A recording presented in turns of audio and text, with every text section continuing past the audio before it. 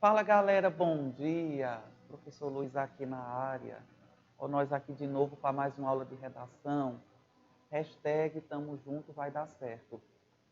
Tudo bom, pessoal? Vamos aqui começar a nossa aula e vamos justamente hoje tratar de um novo assunto. Vamos falar das estratégias argumentativas. Mas antes vamos a uma pequena recapitulação. Na aula passada nós falamos exatamente de quê? Nós falamos a respeito dos elementos que constituem a introdução, o desenvolvimento e a conclusão. Nós falamos, por exemplo, que na introdução a gente tem o quê? A gente tem algumas formas básicas de fazer a introdução. Nós falamos da problematização, que pode ser de maneira direta, pode ser de maneira contextualizada, né? Na hora de apresentar aquela temática, eu posso ser só de maneira direta mesmo ou contextualizando. Lembrando que quando eu contextualizo é quando eu trago uma área do conhecimento para fazer ali parte, né, daquela contextualização, da apresentação do tema, da problematização. Né? Falamos também sobre tese, né, que é um elemento que tem que ter ali. A gente não pode esquecer de colocar uma tese ali na introdução. Né? Então é preciso que ela esteja ali presente. Vimos que a tese ela pode ser dois tipos, né? Eu apresentei dois tipos de tese. A tese contextualizada, a tese mista, ou então a tese simplificada. Sendo que a tese simplificada é o quê? Eu chamei de tese simplificada porque ela é simples mesmo. Então, ela comporta apenas o quê? O ponto de vista, o posicionamento seu a respeito daquela problemática, daquele tema e, consequentemente, a justificativa. Por que eu penso daquela maneira? Depois, nós falamos da tese mista. E chama de mista exatamente porque ela mescla. Vem a sua opinião e, na sequência, uma solução genérica. São apenas duas possibilidades diferentes, mas elas são válidas. E depois falamos dos argumentos, né? Que você coloca lá na introdução as palavras-chave do argumento. Hoje, né, nós iremos falar justamente das estratégias argumentativas. Por quê? Porque como nós vimos no desenvolvimento, o que é que contém no desenvolvimento? Os elementos que nós vimos. O tópico frasal, né? Contendo justamente o argumento agora completo, não só a palavra-chave. Então, o que se vai defender, o que se vai argumentar aqui nesse parágrafo de desenvolvimento, o repertório sociocultural e, consequentemente, o fechamento. Lembrando que o repertório sociocultural precisa, necessariamente ele precisa estar relacionado ao argumento. Não fica incoerente, não fica solto. Não podemos esquecer isso. Quando eu coloco o argumento, eu explico o argumento em detalhes. Se eu digo que a questão é uma herança histórica, eu vou dizer por que que é. Eu vou começar a explicar por quê. Que a herança histórica é um fator que contribui para aquela problemática. Quando eu coloco o repertório sociocultural para fundamentar, para comprovar o que eu estou dizendo ali, eu preciso explicar esse repertório sociocultural e a relação que existe com o argumento. Por que é que comprova? Precisa ficar bastante claro isso aí. E por fim eu coloco, gente, o fechamento do parágrafo. Isso eu faço duas vezes. Por fim, falamos a respeito do parágrafo de conclusão, que nele nós temos a retomada da tese ali, bonitinha no começo, né, no primeiro período, ou o tópico frasal ali da conclusão, e depois a gente vai para a proposta em si. A proposta de intervenção, como nós sabemos, ela já estudamos, ela tem 5 elementos. É preciso que esteja ali o agente de maneira explícita, aquele que vai contribuir para a resolução do problema, para amenizar, para erradicar a ação, aquilo que ele irá fazer. A estratégia, o meio, como é que aquela ação vai ser posta em prática, como é que ela vai ser executada, a finalidade e o detalhamento. Lembrando que esse detalhamento ele pode ser o detalhamento de duas partes aí, de dois elementos. Ou pode ser o detalhamento da ação, ou pode ser o detalhamento da estratégia, do meio. Na maioria dos casos, a maioria dos candidatos tem focado no detalhamento da estratégia. Não sei se de repente eles acham que é mais fácil, mas na maioria das redações está presente o detalhamento da estratégia, certo? E aí, meus queridos, nós vamos falar sobre as estratégias argumentativas. Que são elas? São justamente maneiras de desenvolver ali o argumento. Compõem o desenvolvimento dos textos argumentativos. Então, se o texto é argumentativo, tem uma estratégia que eu vou usar para argumentar. Como é que eu vou argumentar? De que maneira eu vou desenvolver esse argumento? E aí vem a estratégia. São formas de comprovar, né? Elas servem como provas, como validação, como comprovação do argumento que ali está. E aí nós temos, gente, hoje eu vou apresentar para vocês 7 estratégias argumentativas. Tem várias, mas hoje nós iremos focar em 7. E aí, meus queridos, vocês vão aprendendo uma por uma, né? Dominando outra, né? Porque dependendo da temática, pode ser que uma seja melhor do que a outra para vocês, né? Lembrando que vocês têm a liberdade de usar mais de uma. Num parágrafo de desenvolvimento, você pode usar a causa e o efeito. Na outra, você já pode usar uma citação. Na outra, você já pode usar a exemplificação ou a contra-argumentação. Então, você tem justamente essa possibilidade, certo? Mas nós iremos falar de uma por uma. E aí, se houver alguma dúvida, vocês podem perguntar, certo? Veja, antes de tudo, eu queria mostrar aí para vocês, né, essa parte que diz assim, o tópico frasal. Aí tem assim, argumento 1. Ou seja, só relembrando que, primeiramente, você coloca lá no desenvolvimento o tópico frasal. E nele você vai explicar mais em detalhes o que é esse argumento. Porque lá na introdução só está a palavra-chave, né, do argumento. Aqui não, você vai explicar o que eu vou defender. Eu vou defender, por exemplo, que a ineficiência ou inabilidade do Estado em desenvolver políticas públicas é um dos agentes, é um dos vetores, vetores, fica melhor assim, ou um dos fatores que contribui para a persistência daquela problemática.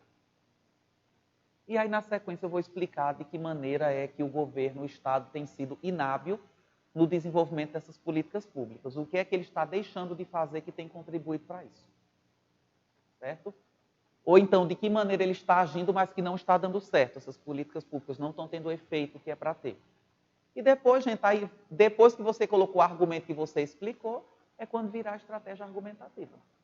É quando você vai justamente mostrando ali, quando você utiliza o seu repertório ali, é quando a gente vai percebendo de que maneira você organizou, de que maneira você estruturou, desenvolveu o seu parágrafo de desenvolvimento. E, por fim, o fechamento. Não esquecer. Quando eu colocar o repertório sociocultural, não posso esquecer. Eu preciso explicar esse repertório sociocultural detalhadamente e também dizer o que é que ele tem a ver com o argumento. Senão fica solto. Certo? Não esquecer. Colocou o repertório sociocultural, relacione ao argumento. Diga o que é que tem a ver com o argumento. É isso que nós estamos esperando. Lembra dos 4 verbos lá da competência 3? Selecionar, relacionar, tem que relacionar, organizar numa sequência lógica as ideias. Primeiro vem essa ideia, depois vem essa, e por fim o trabalho de interpretação.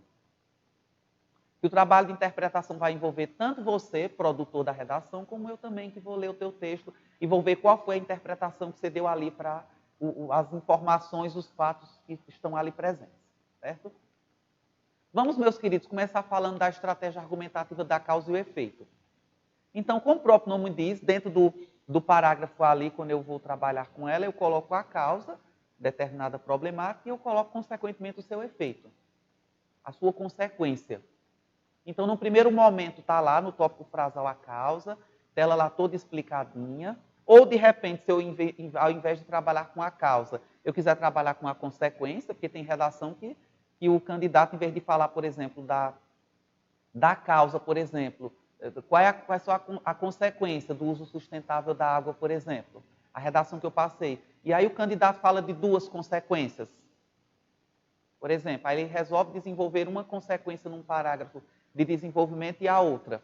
Ou então ele resolve num parágrafo de desenvolvimento colocar uma causa e no outro a consequência. Ou então dentro do mesmo parágrafo, ele resolve selecionar 2 causas e 2 consequências. Então dentro de um parágrafo ele coloca a causa, ele desenvolve aquela causa, ele coloca o repertório sociocultural para sustentar aquela causa, aquele argumento, e no fechamento, às vezes a gente percebe que no fechamento é quando ele insere a consequência. Entenderam? Vou repetir. Normalmente, quem gosta de trabalhar com causa e consequência dentro do mesmo parágrafo, você percebe que ele encerra o desenvolvimento, o fechamento dele, geralmente, é essa consequência. Consequentemente, podemos perceber, e aí ele vai dizendo. qual é a consequência, certo? Tem algumas redações que trabalham nessa linha. Ou, não, eu não quero assim, eu quero no primeiro desenvolvimento, no D1, dizer qual é a causa, desenvolvê-la, colocar o repertório ali, beleza, e fechar. E no outro, no D2, do desenvolvimento segundo, não, agora eu quero falar só da consequência. E aí vou explicar essa consequência, vou colocar um repertório também ali para sustentá-la e, por fim, um fechamento. Eu corrigi uma redação, duas na verdade, e eu percebi que um de vocês, alguns, utilizaram numa temática, eu acho que foi na de bullying, eu passei. E alguém utilizou-se da estratégia da causa e consequência e ficou muito bacana, certo? Exemplo, gente, vamos ver aqui um exemplo que eu trouxe para vocês. Ó. A democratização do acesso ao cinema no Brasil.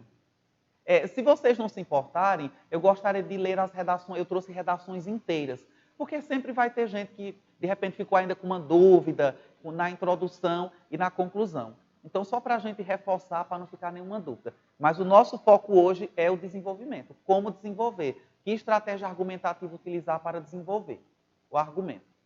Democratização do acesso ao cinema. Veja o que diz essa introdução. Ó. A aquisição de novas tecnologias permitiu o desenvolvimento de diversos setores do Brasil, o que facilita a obtenção de conhecimentos e conteúdos de forma rápida e prática. Contemporaneamente, o cinema é um dos setores do país que se expande ao longo dos anos, transmitindo informações aos diferentes públicos. Então a gente percebe que ele vai apenas nos dando informação, mas eu ainda não posso dizer necessariamente que é de maneira contextualizada, né? Porque para isso seria interessante envolver uma área do conhecimento específica. Ele só está falando sobre o que aconteceu com o aparecimento e aquisição de novas tecnologias, com elas veio o cinema. Mas não se apoia numa área do conhecimento, na literatura, no que for, para falar, na história. Não cita a Revolução Industrial, por exemplo, que foi quando houve o aparecimento das tecnologias da informação e da comunicação, por exemplo. Não, ele apenas vai informando. Então, aqui é um exemplo de uma problematização direta, que é o que nós falamos, ou de uma estratégia de iniciar, de apresentar o tema, mas de maneira direta, sem ser aquela contextualização. E, na sequência, ele coloca o problema, né? Entretanto, o acesso ao cinema ocorre de modo desigual. Essa é a problemática. Entre os indivíduos presentes na sociedade brasileira. E, por fim, agora ele coloca a tese. Nesse contexto, essa diferença no acesso aos recursos cinematográficos persiste, interpenetrada no país, como subproduto da desigualdade entre as classes e regiões brasileiras e da alienação social desse panorama.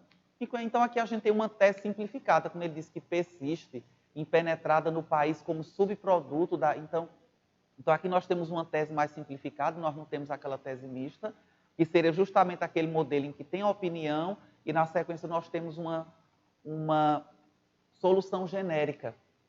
E, por fim, ele coloca os argumentos, né? Aqui a desigualdade entre as classes e as regiões brasileiras, entre as classes e as regiões com a desigualdade das duas, e da alienação social como sendo causas, né, ou motivos pela qual o cinema, né, não é democrático. O acesso a ele não é democrático. Então, aqui nós temos a introdução.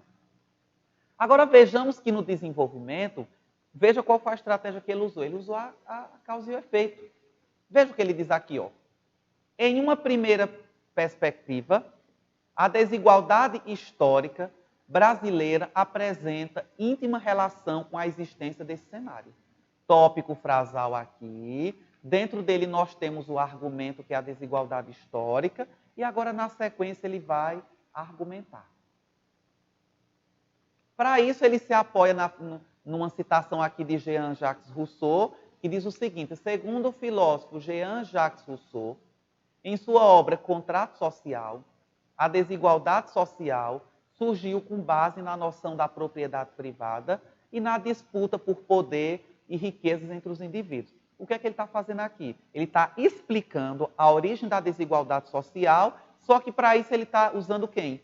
A fala de Jean-Jacques Rousseau. No livro Contrato Social, Jean-Jacques Rousseau vai dizer de onde foi que se originou a desigualdade social, de onde ela veio. Na sequência, ele vai dizendo essa ideia encontra-se materializada no processo de formação histórica do Brasil. Agora ele já está fazendo a relação do repertório sociocultural com o argumento, o qual foi marcado pela disputa por riquezas entre as regiões e grupos sociais, instaurando, qual é a consequência? Instaurando um cenário de desigualdade que dificulta o acesso ao cinema pelos grupos menos favorecidos financeiramente. Então, qual seria a consequência dessa desigualdade histórica, dessa luta, dessa disputa? Acabou gerando, no caso, a desigualdade. Acabou dificultando o acesso ao cinema, porque umas regiões acabaram sendo mais favorecidas do que outras. Então, veja que aqui dentro mesmo do parágrafo, ele já coloca a causa e a consequência, um na sequência do outro. Entenderam? E aí ele faz um fechamento. Dessa forma, é indubitável que as disparidades existentes entre as regiões e classes dificultam a democratização do acesso ao cinema, uma vez que apenas as regiões desenvolvidas apresentarão os recursos financeiros necessários para fomentar a instalação do cinema, para fomentar a instalação de cinemas. Então, o que a gente percebe aqui? Que dentro do próprio parágrafo lá, ele já utilizou a causa e a consequência. Ele colocou o argumento, apoiou-se numa fala de Jean-Jacques Rousseau para dizer qual é a origem da desigualdade social e depois fez uma relação. O que é que essa desigualdade social tem a ver com a formação histórica? E foi mostrando que no Brasil, desde o começo, desde lá da época da formação, da colonização, já havia essa disputa. E isso acabou gerando a desigualdade e, consequentemente, refletiu no acesso ao cinema. E, por fim, ele diz qual foi a consequência? Instaurando um cenário de desigualdade que dificulta o acesso. Essa foi a grande consequência. E, por fim, ele faz o fechamento aqui. Então, a gente percebe que aqui dentro do mesmo parágrafo, ele já trabalha com causa e consequência, mas se ele quisesse, ele poderia perfeitamente ter falado somente da causa aqui dentro e não ter usado a consequência. Ter deixado para usar a consequência no outro parágrafo, que no caso é esse daqui. Veja, ele diz o seguinte: em segunda análise, a alienação social contribui para a persistência da disparidade no acesso ao cinema. O argumento aqui já é a alienação social, ela que contribui para essa dificuldade de acesso ao cinema, que ele coloca ali disparidade. Uns têm acesso e outros não. Aí ele coloca aqui a fala da filósofa alemã Hannah Arendt. Hannah Arendt, que escreveu uma obra, que tem uma obra chamada Banalidade do Mal, e ele diz assim: a filósofa alemã Hannah Arendt, em Banalidade do Mal, refletiu sobre o resultado do processo de massificação da sociedade. Então, no livro, ela vai falar qual foi o resultado dessa massificação. E ela vai dizer para nós o que é. No caso, ele explica aqui. O qual os indivíduos, incapazes de realizar julgamentos morais, tornando-se alienados e aceitando as situações sem questionar. Veja um fato bem interessante aqui. Ele disse que no livro dela, a Hannah, no livro Banalidade do Mal, ela reflete sobre o resultado de massificação da sociedade. Então, pela lógica, gente, espera-se que você, que no caso ali o candidato, explicasse o que seria essa massificação da sociedade de acordo com a Hannah. Ela fala de massificação, mas como assim? E o que é que ela diz? E para ela, essa massificação, qual foi o resultado então? O resultado é que as pessoas elas não realizam julgamentos morais, elas acabam aceitando todas as situações, ou seja, a alienação social. Então elas aceitam, inclusive, o fato de não terem acesso ao cinema, um acesso democrático. Depois ele continua, fazendo a relação. O pensamento da filósofa está relacionado ao contexto de alienação, aí, relação, da sociedade brasileira, no qual os sujeitos sociais se calam diante das questões que prejudicam grupos menos favorecidos, desconsiderando a importância de determinados recursos, como o acesso ao cinema, para o cumprimento de direitos sociais. Então, perceba que na sequência ele continua detalhando agora qual é a relação que existe, explicando mais em detalhes, inclusive fazendo uma relação com a temática mesmo do acesso ao cinema. Então, veja, ele vai explicando o pensamento dela, vai mostrando isso daí. E, por fim, ele faz o fechamento. Nesse contexto, é essencial superar esses paradigmas que prejudicam diversos indivíduos. Então, aqui nesse fechamento, ele nos convida a superar esses paradigmas, essa situação de alienação, justamente para que possa, aos poucos, paulatinamente, e criando condições, através da instauração de políticas públicas, para que pessoas, todos, possam ter acesso ao cinema. Certo? Então, aqui, gente, a gente percebe claramente que ele usou o quê? A estratégia da causa e da consequência. Certo? Ficou bastante claro isso aqui. Porque ele fala da alienação social, ele explica o que é alienação social. E qual é a consequência dessa alienação social? Que as pessoas elas se calam, elas não questionam. Então, essa seria a consequência que ele coloca ali dentro do parágrafo, certo? E, por fim, nós temos aqui o parágrafo de conclusão. Lembrem-se, gente, é interessante que se faça a retomada da tese lá, logo no começo. Fica aquela redação cíclica, fica aquela redação bem relacionada, certo? Ele fala assim, ó, verifica-se, portanto, que a desigualdade, em paralelo à compactação social, o que é essa compactação? Seria exatamente essa alienação. É fator fundamental para a persistência desse panorama. Olha que interessante aqui. Aqui, nessa retomada da tese, ele inseriu os argumentos. Verifica-se, portanto, que tanto a desigualdade quanto a alienação, ela contribui para justamente essa problemática. Veja como é diferente, como é interessante, né? A fim de formar uma sociedade justa e igualitária, agora é a proposta de intervenção, inclusive nessa proposta ele começou já com a finalidade, né? A fim de formar uma sociedade justa e igualitária, o Poder Executivo Federal, que é o agente, além de superar desigualdades históricas, deve desenvolver projetos do governo que informem a sociedade sobre a importância de agir para garantir a desigualdade, para garantir a igualdade no acesso ao cinema. Estamos sentindo falta de quê? Da estratégia, mas ele diz na sequência, essa medida deve ser realizada por meio de debates oferecidos por profissionais que estudam dados estatísticos sobre o cinema. Agora o detalhamento, garantindo o convencimento social. E aí ele termina, com a realização dessa medida, será possível usufruir do avanço tecnológico de modo positivo para o país. Então veja que aqui ele colocou uma única proposta.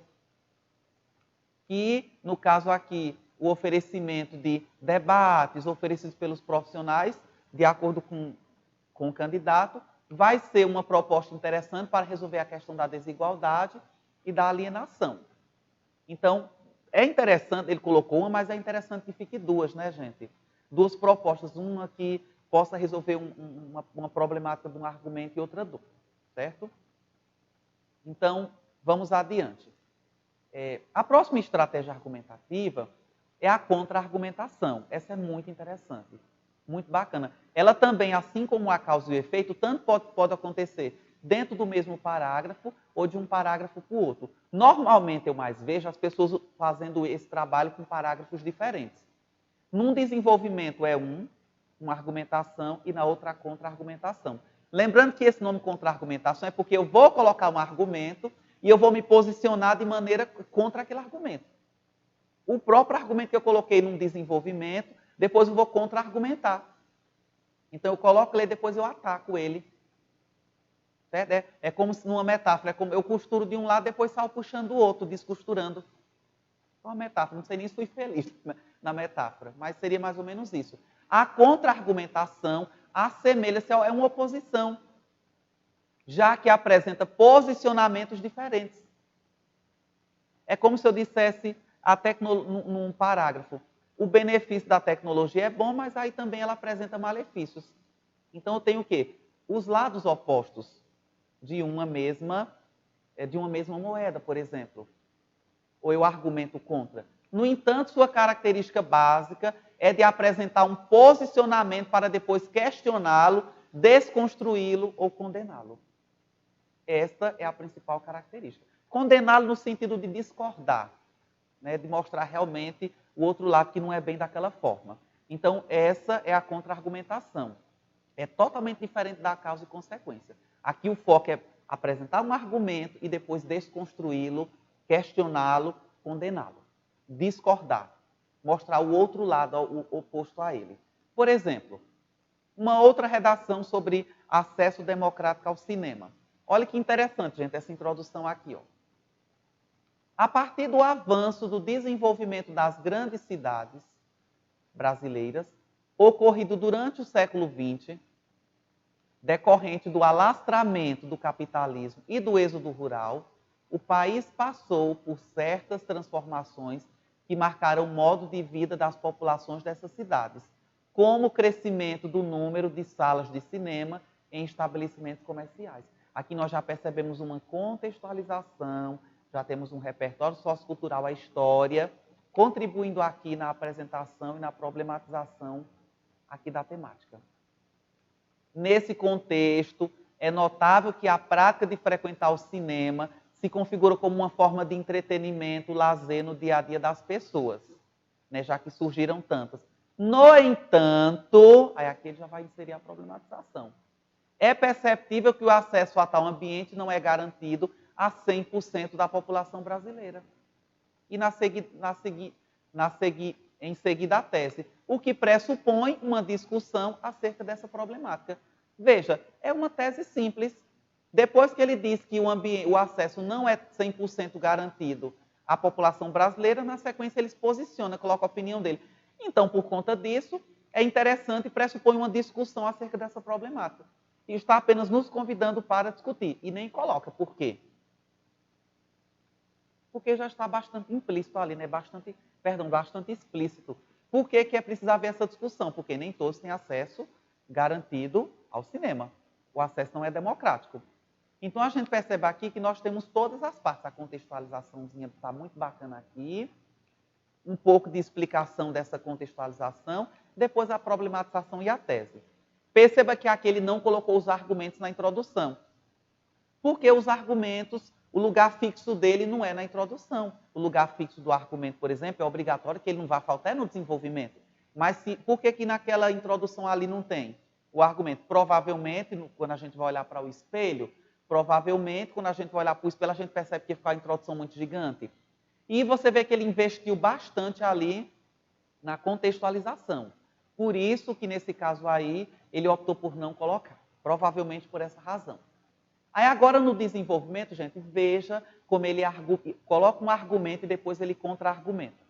Só que aqui ele não fez isso dentro do próprio parágrafo, não. Ele fez isso só num parágrafo, quando foi o outro parágrafo, ele contra-argumentou. Veja que bacana. A princípio, vale citar a Declaração Universal dos Direitos Humanos, promulgada pela Organização das Nações Unidas, ONU, em 1948. Que garante a todo indivíduo o direito ao bem-estar social, assim como o acesso ao lazer. Então, você vê que nesse primeiro período, ele fala do conteúdo, ele apresenta a ONU, ele fala da Declaração dos Direitos Humanos, né, que foi promulgada em 1948, e diz que ela garante a todo indivíduo o acesso ao bem-estar, ao lazer. E aí ele vai continuar falando assim... Todo indivíduo, vai explicando mais, né, sobre o conteúdo. Assim, todo indivíduo é passível de uma vida digna, que tenha o mínimo de acesso à cultura e ao lazer. Nesse viés, o cinema pode ser visto como uma forma de entretenimento, capaz de oferecer aos seus espectadores uma fuga da realidade. Fuga entre aspas, né, porque ele está falando em sentido figurado, possibilitando um momento de descontração e lazer que muitas pessoas necessitam para superar as frustrações diárias advindas do estresse contemporâneo que assola a sociedade. Aqui ele não vai mostrar nenhuma problemática com relação a isso, pelo contrário. Ele fala do que a ONU, do que a Declaração Universal dos Direitos Humanos garante, e ele vai só explicando detalhadamente. O cinema é uma delas, inclusive o cinema é bom, porque ele oferece aos espectadores uma possibilidade de fuga da realidade, né, um momento de lazer, e você vê que aqui é como se ele falasse só do que há de bom. Né? Você vê que aqui ele não problematiza nada, certo? Então, quem trabalha com a estratégia da contra-argumentação, mostra um argumento para depois desconstruí-lo. Então aqui é tudo bonitinho, é o que a gente vê lá de forma teórica, em tese é o que está lá no documento. Tudo isso aqui. Já no outro parágrafo, olha como é diferente. É tanto que ele começa por outro lado, eu vou mostrar o outro lado da moeda.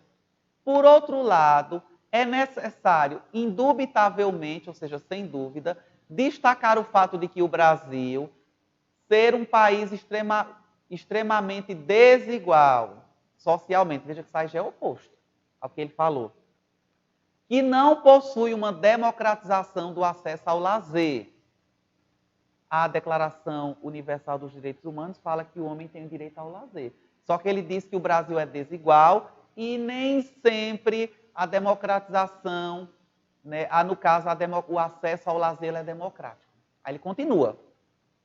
O país que atualmente possui uma população de cerca de ele não tem certeza, mas é aproximadamente, de cerca de 200 milhões de habitantes, ainda enfrenta a enraizada divisão social promovida desde o processo de colonização, aqui é o repertório, né? Ocorrida no século XVI. Perceba, é totalmente diferente. É como se dissesse, bom, realmente lá no documento está dizendo isso, mas o que a gente está vendo aqui na prática? É completamente diferente. Aí ele continua, para se apoiar nisso, ele utiliza o quê? Ele faz uma pequena alusão histórica, tipo, para dizer, não, essa divisão e tal, começou lá, no século XVI, durante a colonização, e vem se perpetuando ao longo dos séculos, ao longo dos anos. Ele continua explicando. Essa perspectiva pode ser comprovada pelas palavras do renomado escritor brasileiro Ariano Suassuna. Outro repertório sociocultural. A fala de Ariano Suassuna. 2 pontos. Que é muito difícil você vencer a injustiça secular que dilacera o Brasil em 2 países distintos. 2 pontos. O país dos privilegiados e o país dos despossuídos. Então, Ariano Suassuna, ele disse isso. E esta fala de Ariano Suassuna casa direitinho com o que ele vem falando. Realmente fica muito difícil. Foi boa essa, né, gente? Difícil. Realmente fica muito difícil vencer essa injustiça secular se, como ele diz, nós temos 2 Brasis, né? 2 países distintos. Um dos privilegiados e outro dos despossuídos. Aí ele termina, nesse sentido, é possível concluir que a precariedade do modo de vida de uma parcela da população marginalizada pela sociedade impossibilita que uma parte dos brasileiros desfrute de certas regalias, como no caso o acesso ao cinema. Percebe agora como é uma contra-argumentação? Primeiro ele fala do que está lá na lei, bem bonitinho, e depois ele mostra que na realidade é completamente diferente. Eu não sei se vocês já viram, mas tem gente que faz isso, por exemplo, dentro do próprio parágrafo, só que ali não configura exatamente uma contra-argumentação. Porque você vê que na contra-argumentação tem toda uma fundamentação. Quando geralmente eu digo que eu uso lá o código de lei no desenvolvimento, eu digo, por exemplo, que uma das causas é o descumprimento da lei, a impunidade, aí eu cito a lei e na sequência eu vou dizer, entretanto, na prática isso tem... Então isso é só uma oposição, então não dá nem tempo de no parágrafo de desenvolvimento eu pegar e contra-argumentar. Geralmente quem trabalha com contra-argumentação faz isso nos 2 parágrafos. Por quê? Porque fundamenta, coloca o repertório, explica em detalhes. Realmente você vê que é uma desconstrução. Ele está atacando o outro argumento, desconstruindo o que foi dito. Realmente, na Declaração dos Direitos Humanos diz isso. Mas, como é que na prática é? O Brasil é desigual. E aí, para endossar, ainda coloca a fala de Ariano Suassuna. Pronto, casou direitinho, comprovou, ficou super massa ali. Ficou muito, muito bacana, muito bem argumentado, muito bem sustentado, fundamentado. Veja, gente, essa é a estratégia da contra-argumentação. Aqui, eu não quero trabalhar com causa e efeito. Aqui eu quero trabalhar com contra-argumentação. É muito boa essa estratégia aí, gente. Muito boa mesmo. É uma, depois da causa e consequência, é uma outra que é bastante utilizada. Certo? E por fim, gente, ele termina com a conclusão, veja. Portanto, medidas cabíveis são necessárias para uma amenização ou possível superação do impasse. Aqui é a retomada da tese, né? Não pode faltar. Cabe ao Congresso Nacional formular leis que garantam a inserção da população marginalizada em locais públicos como as salas de cinema. Gente, preste atenção aqui, eu vou ficar bem pertinho de vocês. Só muito cuidado na hora que vocês forem sugerir, propor criação de leis. Busque saber se a lei não já existe. Certo? Uma forma de você saber é você ficar pesquisando o site do Senado Notícias. Lá, todo dia você olha, todo dia tem todo dia tem as informações do que acontece. Lei que fica inconstitucional, projeto de lei que se torna lei, sugestão de projeto de lei. Se o projeto de lei, a tramitação dele ali no Congresso Nacional. Então é interessante, Senado Notícias. Inclusive, hoje eu não vou esquecer. Eu vou colocar para vocês no grupo umas informações interessantes que eu vi lá, do Senado Notícias, aprovado esse ano, que eu acho que é bastante interessante a atualização. Tá bom? Vamos voltar para cá. Veja. Ele diz assim para nós, gente. É que o Congresso Nacional formular leis que garantam a inserção da população marginalizada em locais públicos, como as salas de cinema, por meio de políticas públicas, como a criação de conjuntos de cinema localizados em regiões distantes dos centros das grandes cidades. Aí ele abre parênteses, né, para detalhar. Em periferias ou bairros mais carentes. Assim como em cidades localizadas no interior do país. Outra ação eficaz, olha que massa esse comando. Outra ação eficaz é a criação de carteirinhas, colocou até entre aspas, para pessoas de baixa renda, das cidades demograficamente maiores, para que possam frequentar cinemas, com, por exemplo, metade do preço cobrado pelas empresas. Tal ação pode ser firmada a partir de uma parceria público-privada entre Estado e empresas fornecedoras do serviço. Então, como professores, por exemplo, já têm a possibilidade de pagar metade, e as carteirinhas de estudante também garantem a metade, então seria justamente outra possibilidade. Uma carteirinha para pessoas de baixa renda. Né? A possibilidade, primeiro, do mapeamento, para ver quem realmente é de baixa renda, para poder emitir essas carteirinhas como política pública, para garantir o acesso ao cinema. É uma excelente estratégia que foi colocada ali, uma excelente proposta. E, por fim, ele termina, gente. Com isso, o acesso a locais como o cinema será mais justo e igualitário. E o país terá, assim, um avanço no quesito democratização de acesso ao cultural e ao lazer, previsto pela ONU. Veja que nesse fechamento aqui, ele já retoma o que ele falou no desenvolvimento 1. Se nós fizermos isso, aí realmente o que foi dito lá no D1, realmente o conteúdo da Declaração Universal dos Direitos Humanos, realmente vai se concretizar na prática. Certo? Então, veja que negócio bacana aqui. Que parágrafo de conclusão muito bem feito. Certo? Com duas propostas muito bem feitas, muito bem detalhadas. Bom, espero que vocês tenham entendido, né? Estão vendo a diferença da estratégia causa e efeito, da estratégia argumentativa contra a argumentação. A gente vai falar agora dos dados estatísticos ou científicos. Essa é muito fácil, né? É, inclusive muito utilizada. É quando você insere dados estatísticos, números, porcentagens, né? ou pesquisas científicas. Mas cabe uma observação sobre isso, viu, gente? Eu vou ler aqui na íntegra. O desenvolvimento do tópico frasal também pode ser realizado por meio de dados estatísticos ou científicos. Pesquisas, às vezes, né? De universidades. Essa estratégia requer um pouco de cautela, pois não se recomenda que o estudante forneça dados estatísticos de sua memória, principalmente se não há certeza sobre as fontes de obtenção. A principal recomendação é que o texto replique dados fornecidos pela própria coletânea de textos que acompanha a proposta de redação. Gente, isso aqui eu achei tão interessante, eu tirei de uma apostila que eu vou mandar para vocês.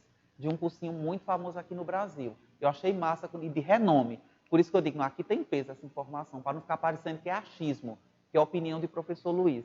E, de fato, há uma certa lógica, né? Se eu não tenho certeza do dado estatístico, por que é que eu vou colocar lá? Não posso inventar os dados estatísticos. Certo? Então, aconselha-se que tire da própria coletânea. Não há nenhum problema de tirar o dado estatístico da coletânea. É melhor tirar o dado estatístico da própria coletânea, do próprio texto motivador e estar correto, do que errar. Você tem certeza do dado? É tão difícil, né, gente, a gente gravar números, o número exato, né? Às vezes já é difícil até a fonte. Às vezes sabe o número exato, mas esqueceu a fonte. Também não é interessante, certo? Então, de preferência, podendo, use a coletânea, não há nenhum problema. Inclusive, eu vou mostrar agora uma redação que o candidato fez isso e trouxe 1000 pontos. Por quê? Porque na redação dele, o repertório sociocultural não era só o dado estatístico, o da coletânea, o do texto motivador. Tinha outra área do conhecimento que ele colocou ali e a marca de autoria. Então, ele variou. E, consequentemente, ele acabou tirando os 1000 pontos. Então, veja. Mais um sobre cinema. Eu trouxe de outras temáticas, mas eu estou focando no cinema. Inclusive, vou até dizer de onde foi que eu tirei essas redações aí, que eu achei elas muito interessantes. Vejam a introdução. Ao longo de toda a história brasileira, diversos entraves foram encontrados na tentativa de desenvolvimento da nação. Veja que é de uma forma mais direta, né? Infelizmente, dentre esses entraves, destaca-se, devido à sua recorrência na conjuntura odierna significa atual, a difícil democratização do acesso ao cinema no Brasil. Então, aqui ele vai direto ao ponto. Ele não contextualiza dialogando com outra área do conhecimento. A partir de uma análise desse impasse, percebe-se que ele está vinculado não só à desigualdade regional, que é enorme no país, mas também à ineficácia do Estado na solução desse infortúnio, né, dessa problemática, dessa situação. Então, perceba aqui, gente, que depois que você... veja só, quando ele fala que é enorme no país, então aqui, de certo modo, já é um ponto de vista, né? Bem simples, mas já está alguém se posicionando aqui. E depois ele coloca os argumentos, né? Está vinculados não só à desigualdade regional, é um argumento, e também à ineficácia do Estado na solução desse infortúnio. Então, aqui a gente vai perceber no desenvolvimento que ele já vai lançar mão de dados estatísticos. Ora, pode acontecer, gente, de no mesmo desenvolvimento ter dois repertórios diferentes. Pode perfeitamente acontecer. Inclusive até estratégias argumentativas diferentes ali. Por exemplo, um dado estatístico e uma argumentação, um dado estatístico e uma exemplificação, um dado estatístico e uma alusão histórica, por exemplo, uma citação e uma alusão histórica, uma citação e uma referência, um dado estatístico e uma referência pode acontecer perfeitamente. Perfeitamente. Ganha mais ponto quem faz isso? Não. De jeito nenhum. São apenas, você só está o quê? Alimentando, enriquecendo ali seu texto, fundamentando. A gente gosta de fundamentar mais de uma vez, né? Com áreas diferentes, manusear aí o repertório, mais de um repertório. É só uma habilidade que você está demonstrando ali no texto escrito. Não ganha mais ponto nem menos ponto. Em primeiro plano, é incontrovertível, né? É impossível de você refutar a grande concentração de investimentos em apenas algumas partes do Brasil. Incontrovertível, não tem como dizer que não seja. Ao passo que em outras, elas inexistem. Então veja que ele falou da desigualdade regional. Tem algumas regiões que têm mais investimentos, em outras não. E aí ele usou a história, para começar a embasar. Em 1808, ao chegar ao Rio de Janeiro, a família real, com o intuito de modernizar a cidade para seu próprio proveito, construiu muitos ambientes de difusão de cultura, como a Biblioteca Nacional, como nós sabemos, além de fomentar a criação de infraestrutura para futuros projetos, como salas de cinema. Gente, a vinda da família real é interessante esse repertório, é massa porque ele cabe em temáticas como educação, né? Desenvolvimento. Então, com a família com a chegada da família real, houve o desenvolvimento, houve a construção de escolas, então já cabe aí a área da educação. Como ele fala aí para nós, houve a difusão da cultura, trouxe desenvolvimento. Então, uma temática boa para você falar do desenvolvimento cultural, artístico, desenvolvimento em todos os sentidos. E ele continua dizendo, no entanto, mesmo assim, com tudo isso, esses benefícios da chegada da família real, desde o século XIX, tais investimentos ocorreram apenas nos grandes centros populacionais do país. Estamos falando em especial do Rio de Janeiro e de São Paulo. Apesar da família real ter chegado, mas o investimento ficou concentrado só em uma regiões, 2 ou 3 regiõezinhas ali específicas, sul, sudeste. E as outras ficaram esquecidas. O que negligenciou locais menos favorecidos, como o norte e o nordeste. E fez com que, segundo dados do site Meio e Mensagem, apenas cerca de 17% da população possa ir frequentemente ao cinema. Ele usou para comprovar. Já que ele disse que são poucas, Norte e Nordeste ficou esquecido. E ele falou isso aqui, gente, porque tinha no texto motivador, viu? É tanto que se você for olhar aí, ó, tem no texto motivador. Era o texto motivador número 3 que diz assim, da telona para as telinhas. Aí ele diz bem assim, ó, ele tem até a foto da pipoca, tá? Ele diz, 17% da população frequenta o cinema no total. E 17% dessa população, gente, no caso, a maioria da região sul e sudeste. E outra coisa, esse meio mensagem que ele colocou aqui, está lá a referenciazinha no final, disponível em www.meiomensagem.com.br. Quer dizer, no próprio rodapézinho era a fonte que estava ali no texto motivador e ele trouxe para cá. Com qual função? Justamente de comprovar que estratégia argumentativa foi usada aqui dentro. Foram 2, né, gente, na verdade. Ele usou a alusão histórica, que eu ainda não falei dela, mas vemos que ele usou aqui a história para explicando essa questão da concentração do investimento. Ele se apoiou para mostrar que era desde aquela época, 1808. E no caso, quando ele declarou aqui que o que negligenciou locais menos favorecidos como o Norte e Nordeste, ele deu exemplo, comprovou no caso com a porcentagem, a numeração que está ali. Então, essa é a estratégia. Perceba que dentro do desenvolvimento nós temos dois repertórios socioculturais. Um foi usar a história para comprovar uma estratégia argumentativa que foi a alusão histórica, para endossar ali o argumento, explicá-lo, e depois veio os dados estatísticos. Significa dizer que se num desenvolvimento tivesse só o dado estatístico e não tivesse, por exemplo, a parte histórica, seria um desenvolvimento inferior ao que tem os dois? De jeito nenhum. São só estratégias argumentativas. O trabalho do corretor é só observar que estratégia argumentativa foi posta, como ela foi, e se ela está bem construída ali, se ela está bem posta. Se realmente ela cumpriu o papel dela, que foi sustentar a argumentação. É só isso mesmo. E por fim ele termina, gente, dessa forma, evidencia-se que a desigualdade regional, não é nem social, é regional mesmo, ele especifica que é por região, que existe desde o período colonial, a retomadazinha dentro do próprio parágrafo, é um dos fatores primordiais na elitização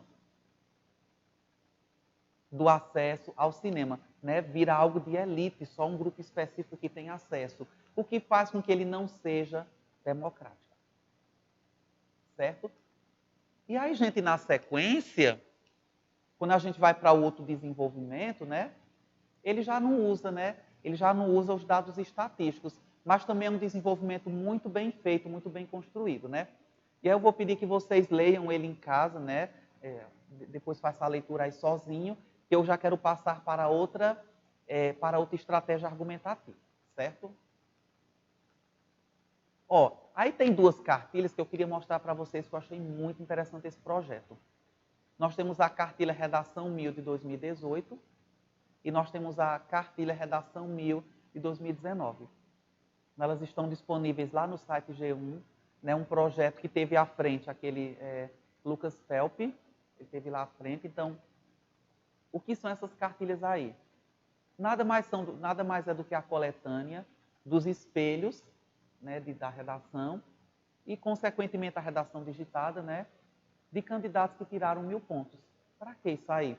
Para auxiliar, para a gente ler, para a gente ver, para a gente se inspirar, né, para ver qual é a contribuição, para a gente aprender, na verdade. Então, a leitura dessas duas cartilhas aqui é fundamental. Se vocês quiserem depois, eu posso compartilhar ainda hoje, que eu as tenho, posso compartilhar para vocês lerem, certo? Mas é um projeto muito lindo e, assim, ajudando bastante. Cada uma, se eu não me engano, tem 20 redações. Cada um, e é muito, né? 20 mais 20 já dá 40 redações nota 1000. Fora aquelas que estão lá no site, porque eu sou, gente, eu tenho a seguinte concepção. Para a gente construir um texto, a gente tem que ler um texto. E quando a gente lê as redações de pessoas que tiraram 1000 pontos, a gente começa a perceber o que foi que elas fizeram, né? Quais foram as estratégias que elas usaram. E pode perfeitamente nos favorecer, nos beneficiar. Certo, queridos? Bom, a outra estratégia argumentativa é da exemplificação. Como o próprio nome diz, é quando eu vou desenvolver o argumento e eu, para fundamentar, eu exemplifico. Coloco exemplos ali. Certo? Então, por exemplo, outra estratégia interessante de desenvolvimento do tópico frasal é a exemplificação. O movimento consiste em apresentar uma afirmação geral, mais simples, para, na sequência, realizar uma prova. E essa prova disso. Aí você exemplifica por meio de exemplos que sustentem o tópico. E isso é que realmente é a estratégia argumentativa da exemplificação. Por exemplo, agora nós vamos ver na prática uma temática de caminhos para combater a intolerância religiosa. Temática do ano de 2016. E diz o seguinte, veja, olha que introdução interessante. Essa daqui eu vou ler na íntegra. As partes, na redação toda. O Brasil foi formado pela união de diversas bases étnicas e culturais e, consequentemente, estão presentes em seu território várias religiões. Entretanto, nem essa diversidade, nem a liberdade religiosa garantida pela Constituição Cidadã faz com que o país seja respeitoso com as diferentes crenças. Aqui ele fez a problematização. Só que o que eu achei interessante aqui nesta introdução é porque ele insere um repertório da área da filosofia. Fazendo uma analogia com a filosofia kantiana, a intolerância existente pode ser vista como resultado de fatores inatos ao indivíduo, com o que foi incorporado a partir das experiências vividas. Então é isso que fala a filosofia kantiana. Então ele diz para nós que a intolerância ela pode ser vista como fatores inatos, que são justamente tudo aquilo que foi incorporado nas experiências vividas. É como se dissesse em outras palavras, bom, tem a ver com fatores internos. Isso se deu justamente por cada experiência vivida, a pessoa foi absorvendo, a ponto de se tornar uma pessoa intolerante, com crenças diferenciadas. É isso que ele vem aqui tratar para nós. Veja que bacana, ele fundamentou com Kant. Tipo assim, justificando por quê? Qual a razão dessa intolerância? Bem interessante essa estratégiazinha aqui presente na introdução. Aí veja, no desenvolvimento ele coloca o seguinte, ó, você vê que ele dá aquela declaração. Em primeiro lugar, é notória a dificuldade que há no homem em aceitar o diferente. Essa é a causa. Esse é o argumento. A dificuldade que o homem tem para lidar com o diferente. Principalmente ao se tratar de algo tão pessoal como a religião. E aí ele dá exemplo. Ó, prova disso, ele vai exemplificar agora. Prova disso é a presença da não aceitação das crenças alheias em diferentes regiões e em momentos históricos, como, exemplificando, no Império Romano Antigo, com as perseguições aos cristãos. Outro exemplo, na Europa medieval, período histórico, com as cruzadas, e no atual Oriente Médio, com os conflitos envolvendo o Estado Islâmico. Está vendo aí? Ele deu o exemplo com 3 regiões e 3 momentos históricos diferentes, para comprovar o que ele disse. A dificuldade que o homem tem para lidar com aquilo que é diferente, em especial a religião. Tanto o Império Romano perseguia os cristãos, então não aceitava, era uma intolerância religiosa, Na Europa medieval, com as cruzadas, sabemos muito bem, as perseguições. E no fim, atualmente, no Oriente Médio, o Estado Islâmico também é guerreando por questões religiosas. Então, isso aqui, gente, é um exemplo da estratégia argumentativa da exemplificação. Entenderam como é? Então, normalmente tem aqueles comandos, prova disso. Por exemplo, a título de ilustração. Ó, vou repetir, ó, prova disso. Aí você já sabe que vai vir uma exemplificação. Sendo que prova disso, tanto pode ser para exemplificação, como também pode ser para inserir os dados estatísticos. A exemplo disso, por exemplo, a título de ilustração, vírgula. E aí você coloca, ilustrando. E aí você vai e coloca, no caso aí, a exemplificação daquilo que você declarou. Aí ele continua. Agora, né, que ele colocou a exemplificação, o repertório aqui, sociocultural, e aí ele continua. Também pode-se comprovar, ó, a existência da intolerância religiosa pela frase popular, religião não se discute. Ele colocou, inclusive, essa frase popular como repertório, que propõe ignorar a temática para evitar os conflitos evidentes ao tratar do assunto. Então, quando ele diz assim, não, quando diz assim que religião não se discute, vamos ignorar. Então, na interpretação que ele colocou aqui, então, ignorando, ele entende que o fato de ignorar também pressupõe uma manifestação de intolerância religiosa. Não quero falar sobre o assunto, vamos ignorar, não tenho interesse em conhecer a outra crença. Então, aqui ele coloca, dá esse efeito de sentido aqui dentro. Desse modo, nota-se que a intolerância não se restringe a um grupo específico. E de certo que realmente não é. Todas as religiões são perseguidas, de certo modo. E, de certa forma, natural ao ser humano, o que, porém, não significa que não pode e não deve ser combatida. A intolerância religiosa, que é o que ele está colocando aí para nós. Então, veja, queridos, aqui a estratégia argumentativa não é causa-consequência, não é contra-argumentação, né?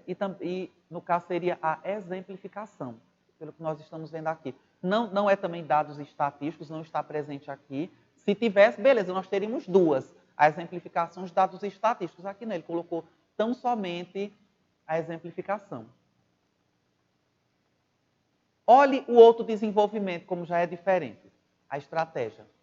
Além da intolerância inata ao homem, lembra Kant, né, que ele falou lá na introdução, há fatores externos que intensificam o problema. Esse aí é o argumento, ele declarou.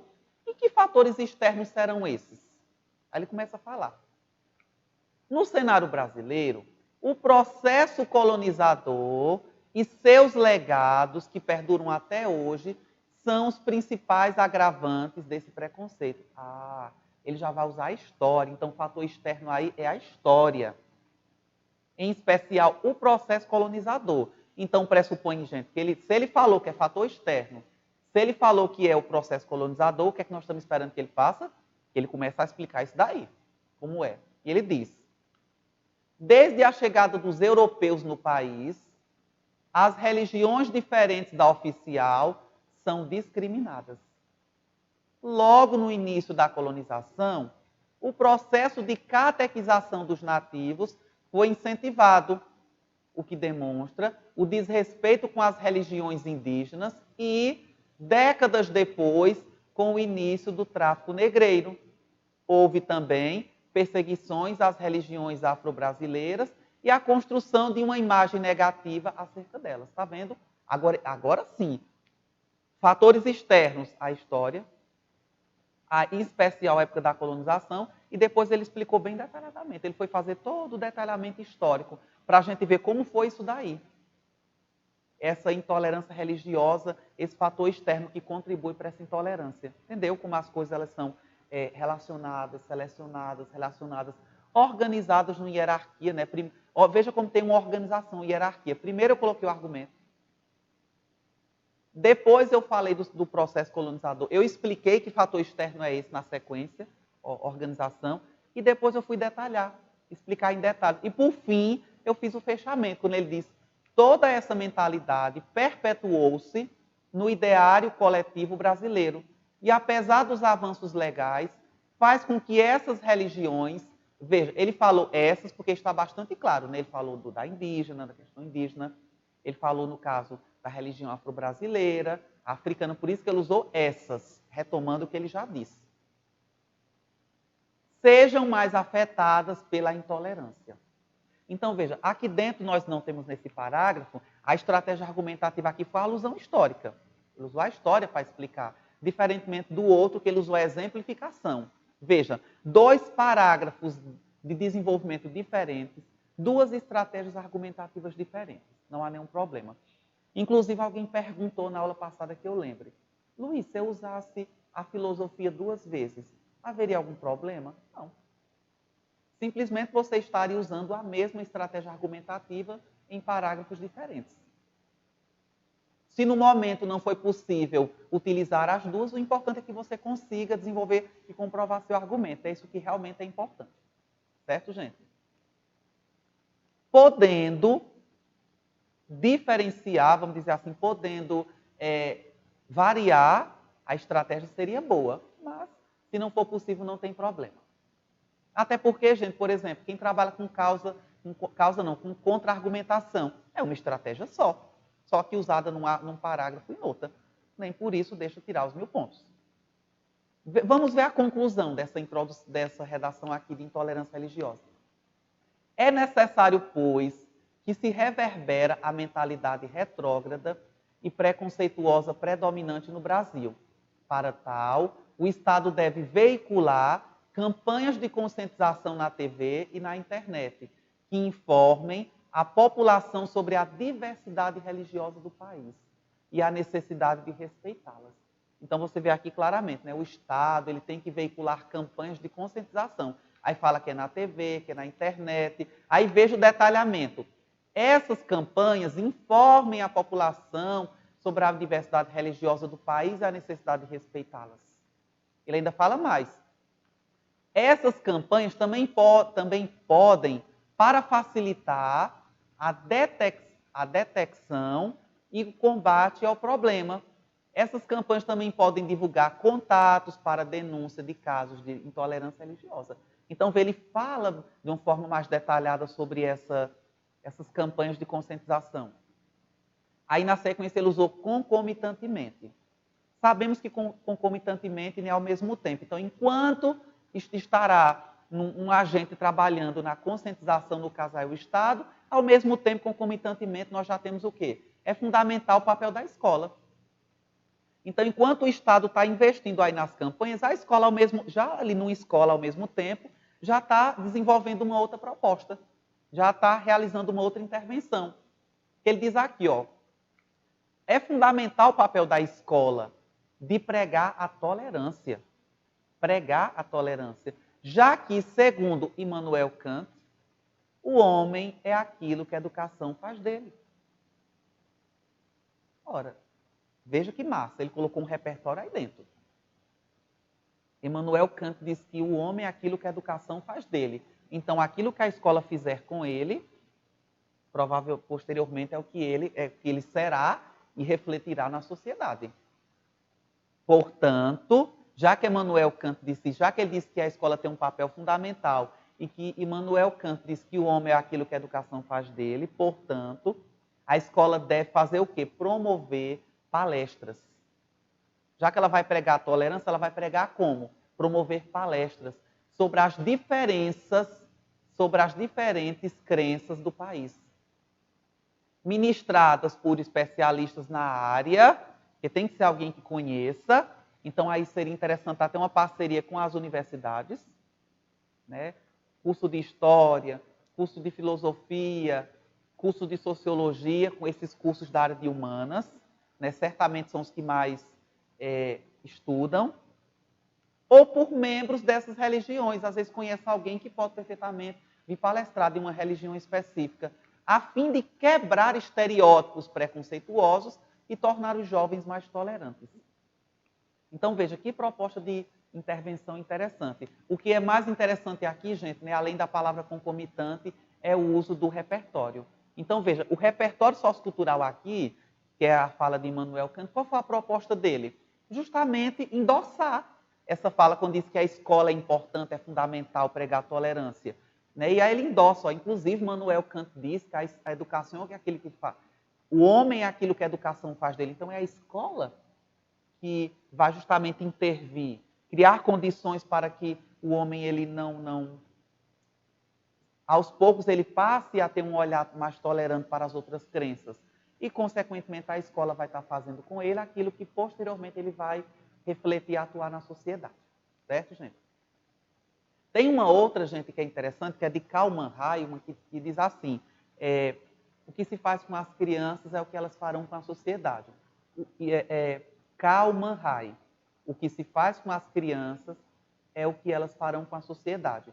Geralmente, quem usa, porque essa de Kant foi usada para a escola. Essa de Karl Mannheim, que se faz com as crianças é o que elas farão com a sociedade, é usado quando o agente é a família. O papel da família é fundamental, né, no combate, por exemplo, à intolerância religiosa. Visto que Karl Mannheim já dizia que o que se faz com as crianças é o que elas farão com a sociedade. E como é no seio da família que começa, né, a adquisição dos valores, né, inicialmente, então geralmente essa fala é muito usada para endossar o papel da família, para associar com ela. O que se faz com as crianças é o que elas farão com a sociedade. Karl Mannheim. Bem, gente, então, até agora a gente viu 4 estratégias argumentativas. Causa e efeito, exemplificação, contra-argumentação e exemplificação. A gente vai ver as 3 últimas agora para a gente poder fechar o nosso momento de hoje. E eu faço questão de hoje mostrar a vocês a redação que foi usada uma música, né, para tirar a dúvida de quem estava da outra vez. Então, gente, tem mais 3. Argumento de autoridade, referência e alusão histórica. Existem muitas outras, mas nós vamos nos concentrar nessas 7 de hoje. O argumento de autoridade. Ó. Em uma redação, o argumento de autoridade é um recurso de composição que consiste em sustentar a opinião a respeito de um assunto, evidenciando também conhecimentos expressos por alguém que possui domínio técnico sobre o tema apresentado, algum especialista da área. É quando eu faço citação de pessoas, de estudiosos, de especialistas, de filósofos, de sociólogos. Quando ele citou neste instante ali Immanuel Kant, né? Ali é um argumento de autoridade. Só que no caso ali da conclusão, não estava funcionando para argumentar. Era somente para endossar, mesmo só para fortalecer, enfatizar. Mas a fala de Immanuel Kant, por exemplo, no desenvolvimento, ele já funciona como argumento de autoridade. Porque Immanuel Kant é uma autoridade naquilo que fala.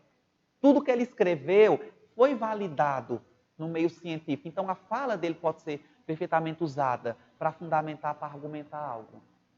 Então, citações de pessoas, por exemplo, de estudiosos, Ariano Suassuna, ali é um argumento de autoridade também, que eu estou utilizando lá. É um tipo de estratégia argumentativa cujo uso deve ser feito com cuidado. Muito cuidado ao usar as citações. Por quê? Pois é necessário que sempre verifiquemos a origem das fontes de informação que será usada e seu nível de parcialidade. Então tem que ter muito cuidado na hora de usar essas citações aí, principalmente com a fonte. Certo, gente? E outra coisa muito importante, aprenda o nome da pessoa. Escreva bem direitinho, não vai errar o nome da pessoa, não. Se não tem certeza no nome, não coloque, não. Foi colocar Immanuel Kant, botou só com M. Errou. Você vai perder ponto. Então, tenha certeza de que o nome é aquele. Então, memorize o nome da pessoa. Porque se você não souber a citação na íntegra, você ainda tem a opção de parafrasear. Dizer com as suas palavras aquilo que Immanuel Kant disse. Se você não souber o nome completo de Immanuel Kant, você não faz nada. Entende? Repetindo. Se você não sabe as palavras de Kant ali na íntegra como é, você pode parafrasear. Você diz com as suas palavras. Agora, se você errou o nome, se você não tem certeza, você não faz nada. Infelizmente. Só lamento. Né? Então, vamos lá. Olhe, recomenda-se que o argumento de autoridade seja retirado dos textos presentes na própria coletânea. É a mesma lógica, é o mesmo conselho que ele deu sobre, no caso, os dados estatísticos. Certo? Que acompanha a proposta de redação. Quando isso não for possível de entender, quando isso não for possível, no caso, né, de entender que uma opinião apresentada aleatoriamente em uma rede social, por exemplo, não possui a mesma força argumentativa que a opinião constituída por um especialista. Então, não vamos, pelo amor de Deus, não vamos tirar aqueles retalhos de informação de rede social e trazer, não. Não, não, não, não. Se eu não me engano, tem um professor, o nome dele é Sullivan, né? Se eu não me engano, é isso mesmo, o professor Sullivan, que ele está fazendo um trabalho maravilhoso, que ele está disponibilizando obras. Então, já é justamente de lá que vocês podem ir tirando, fazendo anotações. Eita, essa citação dessa pessoa, né? É muito bacana. Então, assim, o professor Sullivan, estou vendo que ele está fazendo um trabalho maravilhoso. Está sendo uma grande contribuição. Queria até agradecer, professor Sullivan, você está contribuindo até com o meu trabalho também, certo? Hashtag tamo juntos, certo? Então, mais um exemplo aqui. A democratização do acesso ao cinema no Brasil. Mais uma temática, veja que bacana. Aqui nós vamos ver como foi que ele aplicou a questão da citação, do argumento de autoridade. Olha que introdução massa, quando ele diz assim, ó. Aliás, essa daqui a gente até já leu. Eu queria até mostrar para vocês, mas vamos ler novamente. Ó. Ao longo do processo de formação da sociedade, o pensamento cinematográfico consolidou-se em diversas comunidades. No início do século XX, com os regimes totalitários, por exemplo, o cinema era utilizado como meio de dominação à adesão das massas ao governo. Então, quando, na época dos regimes totalitários, o governo queria exercer algum tipo de influência e adesão da grande população, ele usava o cinema como esse veículo, né? Ou como o grande estudioso Althusser chama, né? Como funcionava como um aparelho ideológico do Estado. Né? Tem um estudioso chamado Althusser, da área da análise do discurso, que ele diz que existem alguns aparelhos ideológicos do Estado, aqueles instrumentos que o Estado utiliza para divulgar as suas ideologias, a escola, a igreja, são vários. São os aparelhos ideológicos do Estado. E nesse contexto aí, o cinema estava funcionando como aparelho ideológico do Estado. Então, veja, embora o cinema tenha se popularizado posteriormente como entretenimento, agora já não é mais como estratégia no caso de influência, de dominação, nota-se na contemporaneidade a sua limitação social, a problematização. Em virtude do discurso elitizado, ou uma causa aí, que o compõe e da falta de acesso por parte da população. Essa visão negativa pode ser significativamente minimizada, olha aqui, ó, a tese, desde que acompanhada da desconstrução coletiva, junto à redução do custo do ingresso para a acessibilidade. Aqui está o argumento que acabou vindo antes da tese, mas está muito bem colocado. Já no desenvolvimento, a gente já percebe a utilização do argumento de autoridade. Veja, em primeira análise, é evidente que a herança ideológica da produção cinematográfica, como um recurso destinado às elites, conservou-se na coletividade e perpetuou a exclusão de classes inferiores. Então, a herança ideológica, ele coloca aqui como sendo o argumento. Então, nós temos aqui o nosso tópico frasal um pouco grandinho, que ele quis detalhar. E aí, na sequência, gente, ele usa, insere o argumento de autoridade, que também é o nosso repertório sociocultural. Ele insere a fala de Michel Foucault. Michel Foucault é autor de vários livros, também pertencente à análise do discurso. Veja, nessa perspectiva, segundo Michel Foucault, filósofo francês, o poder articula-se em uma linguagem que cria mecanismos de controle e coerção, os quais aumentam a subordinação. Em outras palavras, Foucault diz que através do discurso da linguagem é uma forma de dominação. Então, o discurso ele também é uma forma de dominação, uma forma de coerção, de repressão, porque a linguagem ela tem poder. Então, Michel Foucault vem justamente, é colocado aqui, já que falou de uma herança ideológica. Então, está se falando de ideologia, e essa ideologia se materializa justamente por meio dos discursos. E aí ele coloca Michel Foucault, que é um filósofo francês renomado, para falar sobre isso. Outra coisa muito importante, aí ele diz na sequência, continua explicando, colocou o argumento, colocou aqui a fala de Michel Foucault, e aí na sequência, ele vai fazer a explicação. Sob essa ótica, constata-se que o discurso hegemônico introduzido na modernidade, moldou o comportamento do cidadão a acreditar que o cinema deve se restringir a determinada parcela da sociedade, o que enfraquece o princípio de que todos os indivíduos têm o direito ao lazer e ao entretenimento. Veja que aqui, gente, nada mais é do que aquela explicação em que ele vai relacionar o repertório sociocultural, que no caso aí é a fala de Michel Foucault, ao argumento. Se não me engano, só uma pausazinha, gente. Se não me engano, Luan, parece que tem algumas perguntas, alguma intervenção aí? Alguma pergunta, alguma dúvida? Hã? Tranquilo. Ok. Então, e por fim ele finaliza aqui, gente, dizendo o seguinte, ó, o fechamento. Desse modo, com a concepção instituída da produção cinematográfica como diversão das camadas altas, o cinema adquire o caráter elitista, o qual contribui com a exclusão do restante da população. Aqui é um fechamento que, como nós sabemos, retoma o argumento. Agora perceba, gente, que a estratégia que ele usou aqui foi inserir a fala de Michel Foucault, que é um argumento de autoridade. Quem é Michel Foucault? É um filósofo francês que vem falar justamente do poder que se articula por meio da linguagem, com a finalidade de dominação, de coerção. Certo? Já no outro parágrafo, a gente também tem um exemplo de citação, de argumento de autoridade, só que agora é Émile Durkheim.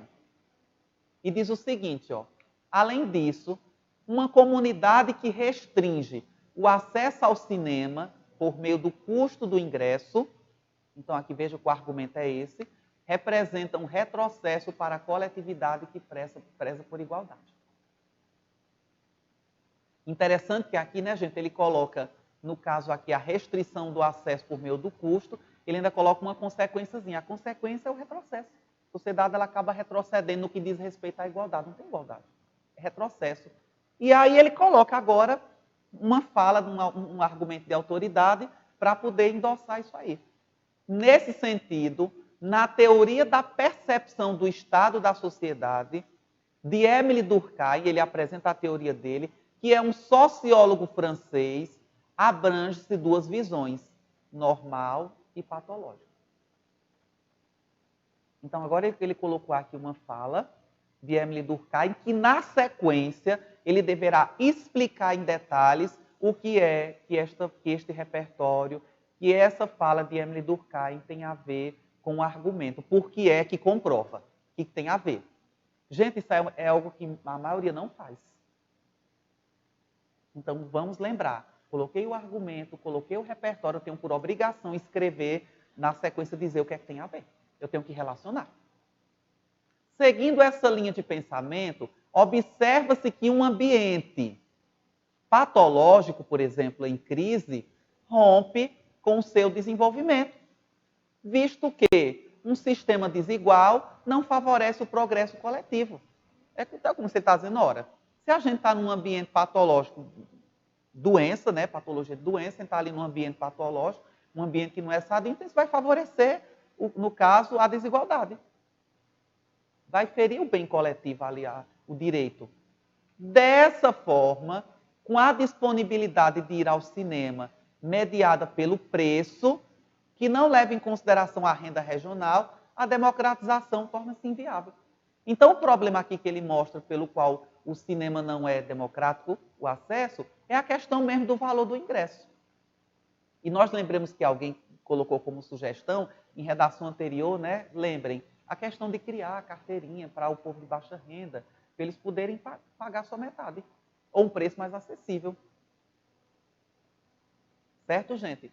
E aí, por fim, ele coloca aqui uma conclusão também muito interessante, mas eu prefiro que vocês leiam esta conclusão aqui sozinhos e vou passar para a próxima estratégia argumentativa. Pronto, cheguei nela.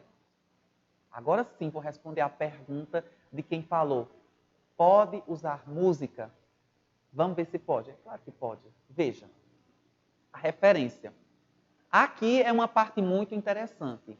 Aqui é quando eu posso fazer referência aos outros campos do conhecimento, outras informações que podem ser relevantes. A argumentação por referência tem como característica a movimentação de repertório cultural em campo simbólico. Em termos mais práticos, é quando nos valemos de referências ou citações que encontramos em obras literárias, cinematográficas, teatrais, séries, filmes, tudo. Tudo que pode me ajudar. A música, por que não? Obras que se ligam a um campo mais ficcional, embora essa fronteira possa ser problematizada pelo fato de existirem obras literárias enquadradas no gênero diário. E são aquelas obras que a gente chama de literatura engajada, né? Elas estão ali no dia a dia, que elas problematizam, né? Que elas falam exatamente das problemáticas, né? Então vamos ver um exemplo aqui, ó. Trata-se de um recurso que deve ser usado com muita sabedoria. Aqui está a palavra parcimônia, né, que significa sabedoria, com bom senso. Vinculando adequadamente um dado que encontramos, por exemplo, em um texto literário, a um fato de nossa realidade material. É o seguinte, gente, aqui, é aquela questão de relacionar. É tomar cuidado. Se eu vou usar uma letra de música, eu tenho que deixar bem claro o que é que tem a ver. De preferência, inclusive, se eu puder dizer, citar o trechinho da música, fica melhor ainda. E explicar que aquele trechinho tem a ver, fica melhor ainda. Quando bem usado, o recurso da referência evidencia a capacidade que o candidato tem. Na verdade, ele possui um repertório bem variado, ele conhece bastante, ele demonstra dominar muita área. Exemplo. Vamos ver um trecho com a redação com essa temática, o drama de pessoas desaparecidas no Brasil. Vejamos aqui.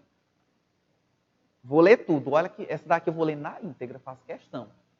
O drama de pessoas desaparecidas é uma problemática odierna.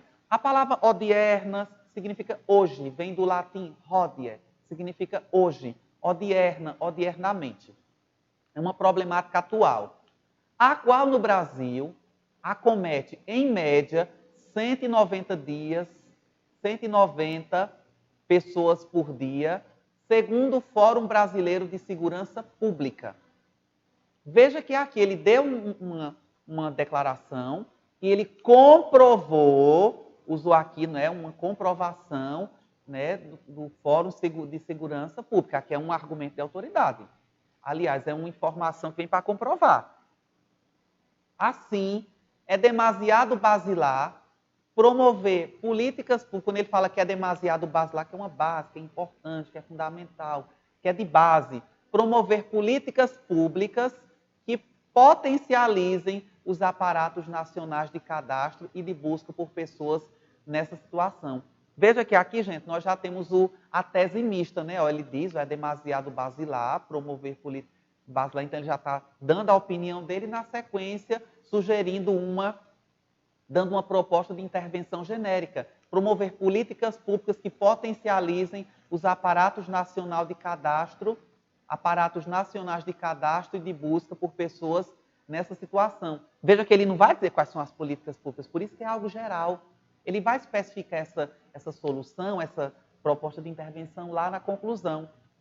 E ele diz, ademais, a fim de estruturar essa nação, é necessário entender a inabilidade histórica de organização estatal, é um argumento, e o descaso governamental em fornecer segurança pública de qualidade. Aqui nós temos a introdução muito bem feita. Agora vamos ver o desenvolvimento, como foi que ele referenciou. Por meio da análise histórica, já que ele propôs lá a histórica, reverbera-se o imaginário social ao expressar as mazelas como forma de denúncia. Nesse sentido, é possível compreender, aqui é o tópico frasal, agora ele continua explicando. Nesse sentido, é possível compreender a ineficiência na condução de investigações acerca de crimes em decorrência da falta de cadastros públicos. Ele diz que o governo está sendo inábil, não está tendo habilidade para resolver, justamente pela questão do cadastro, a investigação, que ela não está sendo tão eficiente. E como ele está pedindo para fazer uma análise histórica, pela lógica, daqui a pouco ele vai dar um exemplo, uma linha histórica, vai explicar. Veja, cadastros públicos, como ocorrido na época do Holocausto, em 1935. Aí ele vai explicar. Sob essa perspectiva, nota-se que as entidades governamentais naquela época não possuíam um sistema efetivo de registro de pessoa física. situação a qual, inclusive hoje, é um empecilho à compreensão dos fatos históricos. Então perceba que ele explica. Desde aquela época já havia uma problematização, já não se tinha um sistema efetivo de registro de pessoa desaparecida e principalmente investigação, que inclusive hoje a gente vê e continua sendo um empecilho no resgate, né, no encontrar de pessoas desaparecidas. E ele continua, além de desconsiderar o caráter humano das vítimas de genocídio ao tratá-las com descaso. Então, aqui ele coloca que o Estado está tratando com descaso, pois ainda há desaparecidos. Então, ele diz que o fato da existência dessas pessoas ainda desaparecidas configura-se como um descaso. Aí ele dá um exemplo agora, gente. Exemplo disso é a música Cacimba de Mágoa, do grupo Fala Mansa. Ao reafirmar nos versos a indiferença quanto ao comprometimento com situações análogas a essa. Por exemplo, tem um versinho que ele coloca aqui, quando diz assim, quantas pessoas sem nome? Aquele corpo é de quem? É só mais um João ninguém. Então aqui, quando ele coloca o trecho da música de Fala Mansa, chamada Cacimba de Mágoa, esse trechinho aqui, ele tirou de lá daquele contexto, inseriu aqui, ressignificou, ficou bem massa. Então aí, ó, aí a comprovação de que você pode usar a música. E de quem? Do grupo Fala Mansa, ainda mais.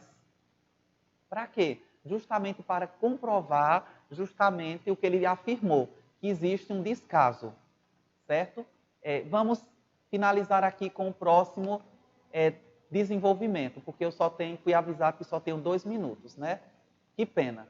Concomitante a isso, ou seja, ao mesmo tempo que tem esse problema, também tem outro, nota-se a decadência moral ao enaltecer um construto vigente de pouco apreço dos governantes brasileiros, ao atenuar tal problemática.